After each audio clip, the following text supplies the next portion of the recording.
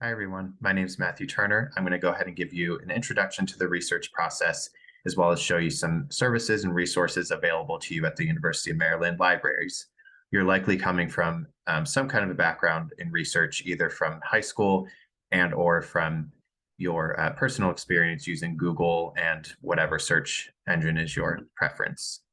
I hope to give you some skills to fine-tune your searching abilities, as well as give you confidence in completing research assignments. I'm going to go ahead and share my screen. You are all from art history, so I'll show you the research guide to medieval art. We'll start with choosing a topic. So let's just say your professor wants you to look into how European artists depict death, for example. You want to find something that's interesting to you, that falls under the assignment requirements, and at this point it will be broad. So let's just say you're interested in medieval artists. We'll keep it there. We need to brainstorm some keywords. So medieval art, death, we can start with. You'll then want to conduct some background research. We need to narrow your topic and begin constructing a thesis statement. So basically your main argument and what your paper is trying to support. We can use Google. It's okay. You might feel overwhelmed by the results though, so that's why it's important to know how to consume this information critically. So if we go to Google to begin our research, medieval art death. See, there are millions of results here, not helpful. So as we're going down these results, the main page of results, we can engage in lateral reading, which just means you're looking at the author, the source. Are they an expert in the field? Do they have authority to speak on it? And do the sources have any biases? That's important to know as well. Who's funding it? For example, is it a reputable source? So we can skip over this one. I think Met Museum in New York, it's an established, reputable resource museum. We'll find something less familiar. The Collector, not entirely sure what that is. So, okay, so this maybe looks promising, but we can't know for sure. We see a lot of ads, for example, which doesn't always mean anything, but we can kind of get an idea maybe who's funding it. But the main tool I'll show you here is the About Us page. So that's a good place to start. So briefly reading through here, we see that it's trusted by scholars and educators. At least that's what they claim. It says they've been cited by these major media outlets.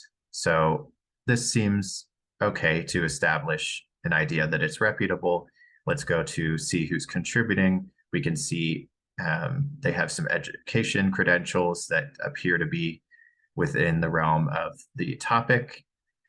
We could go further and see the universities they have these degrees from, but I'm not going to go that in depth. The last thing I'll do is go to corrections. So this indicates there is sort of a watchdog, so to speak, component where the public can submit corrections, things that might not be factual on the website. This kind of shows that they are devoted to publishing accurate information. So the assessment here can be that they are a reputable source.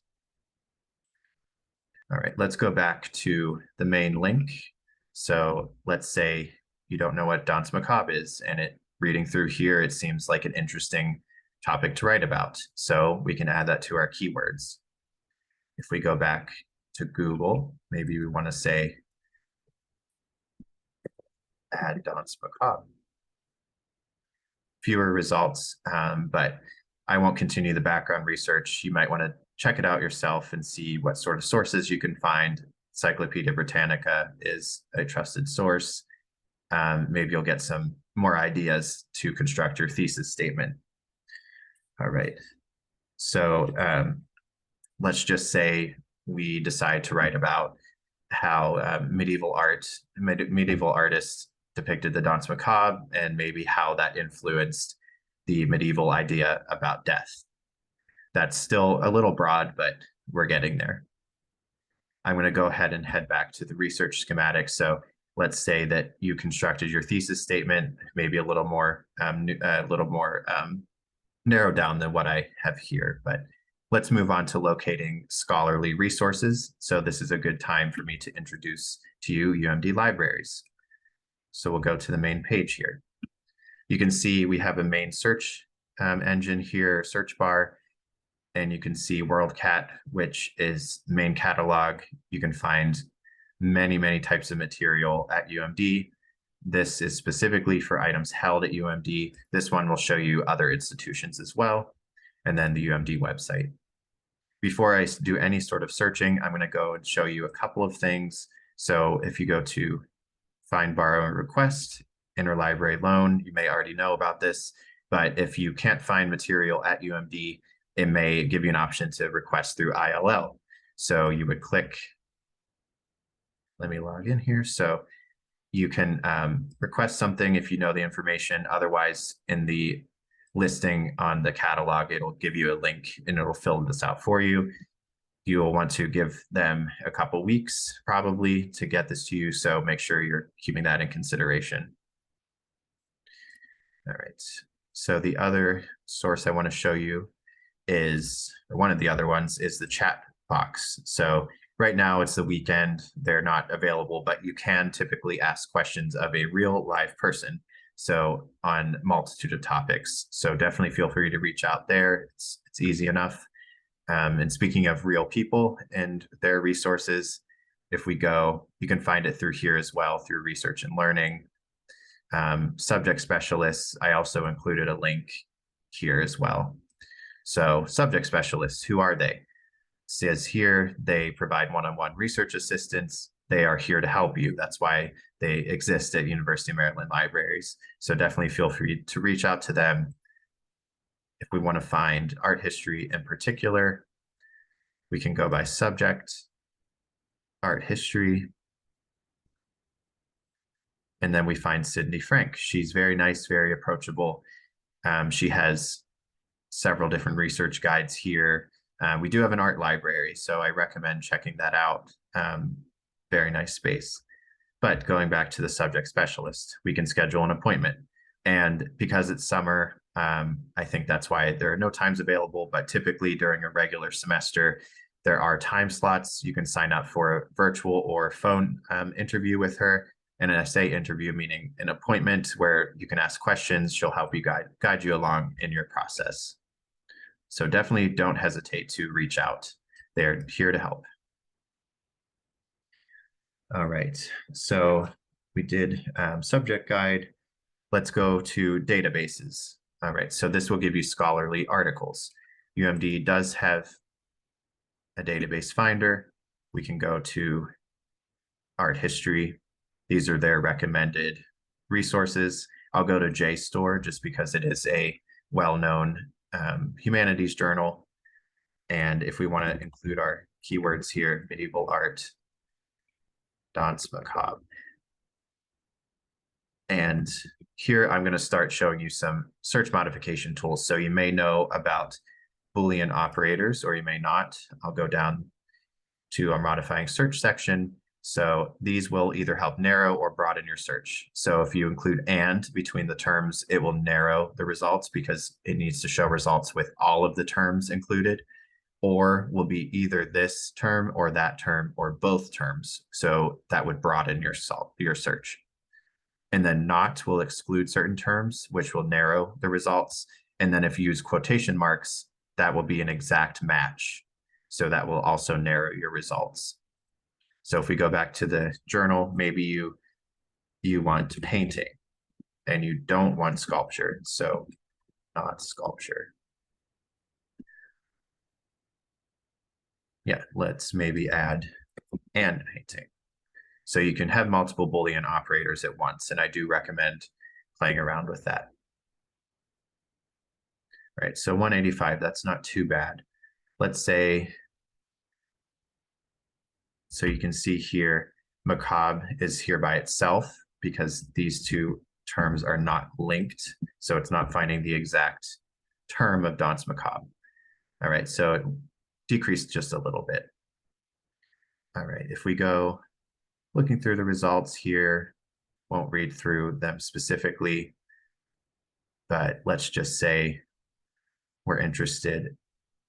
Yeah, so let's modify the search a little bit more. So if we go to the left here, we have some filters. Say we want journal article. we want art history. And you can see we can also choose certain publication dates if you want something older, more modern, etc. All right, so this 29 results, that is very manageable, but we still want to make sure we're finding search results that answer your thesis and have a variety of perspectives. Right, so this one looks interesting, attitudes towards death. So if we click there, it'll give you a little sample, or actually the whole thing here, e-reader type style of the article. And if we want to find the full text, we can simply just download it. Sometimes certain journals will say, find article at UMD, if it's in the catalog, for example, and then that will take you to the full text. All right, you can exit out of there. And I actually quickly want to show you how these results look on the catalog, because I mentioned them. So we can go to Medieval Art Danse Macabre.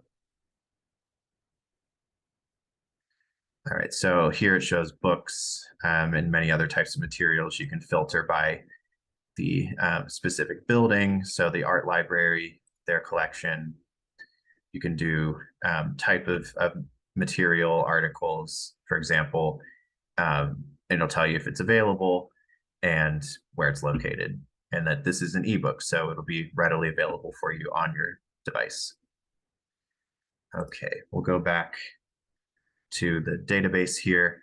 So I just, as an example here too, Art Store is also very useful if you're looking to insert images.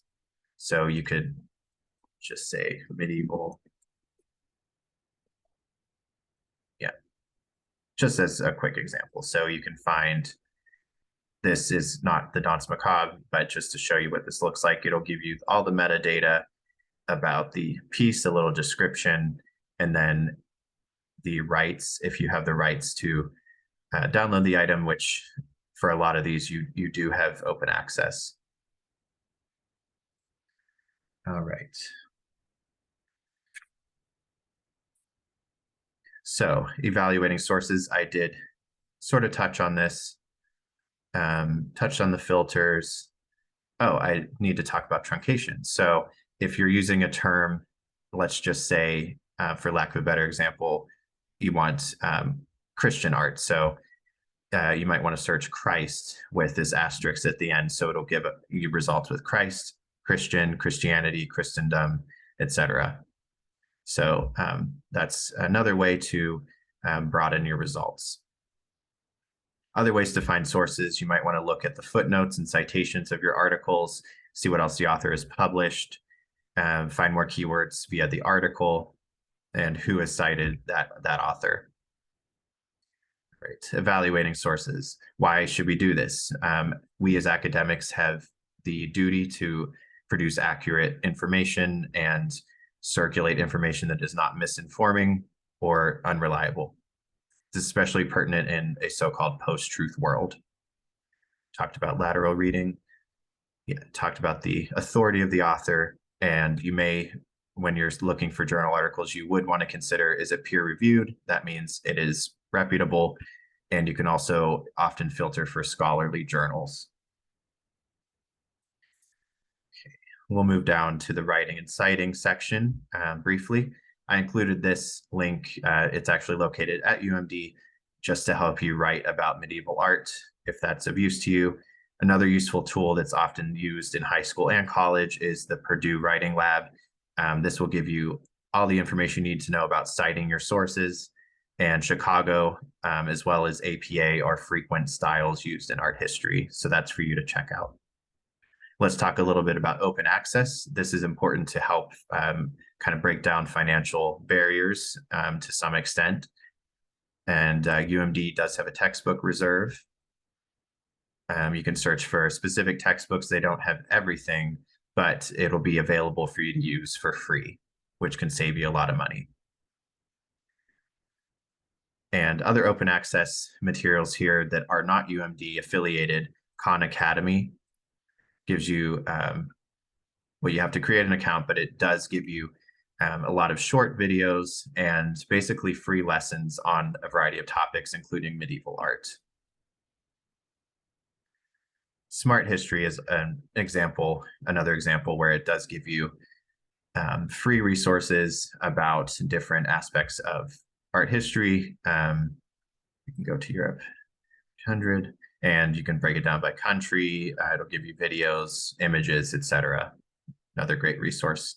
Digital collections, National Gallery of Art, you can search the collection, add filters, kind of use similar search tools that I showed you today. And that'll give you access to the digital collection of the museum. Same with the Met. The ICMA, International Center of Medieval Arts, will give you access to lectures as well as some free essays. And these will usually be through YouTube. So another resource to check out. Lastly here, I want to teach you a little bit about what's called snackable content. This is which you're probably familiar with, short form videos, such as videos on TikTok. They can be helpful for topic ideas, keywords, background research, but it is extremely important here that you evaluate the authority, because anyone can post anything, within reason of what they would like to post. They don't need expertise necessarily to post it. So I would like to just briefly touch on that. These two I've already judged as reputable, but if we go to Seema's TikTok account, she does indicate that she's has some art experience, but you can't exactly tell that from here. We might want to go to her link. Sometimes it is a lot of link following. She says she's worked a couple decades in museums. Maybe we want to head over to Google, kind of what I was talking about before. Art. You can check her LinkedIn. So she's worked at the Akron Art Museum. So if you go through and maybe do a little more research about her, you can see that she does have the authority. So her content is very engaging, entertaining. Same with this creator. And I won't completely check that out, but it's same process. And I also included some YouTube links for, again, the Met Museum, as well as Vox, a reputable media source. Of course, it's going to show an ad, but you get the idea. So ultimately, I want to make sure you're able to evaluate resources, pick resources that are useful to you, so that once you cited your sources, you've used multiple viewpoints, you backed up your claims and thesis statement, make sure you fulfilled all the assignment requirements, and you should be golden with your assignment. I do hope that this lesson helped you, and please don't hesitate to reach out with any questions you may have. Great. Have a nice day. Bye.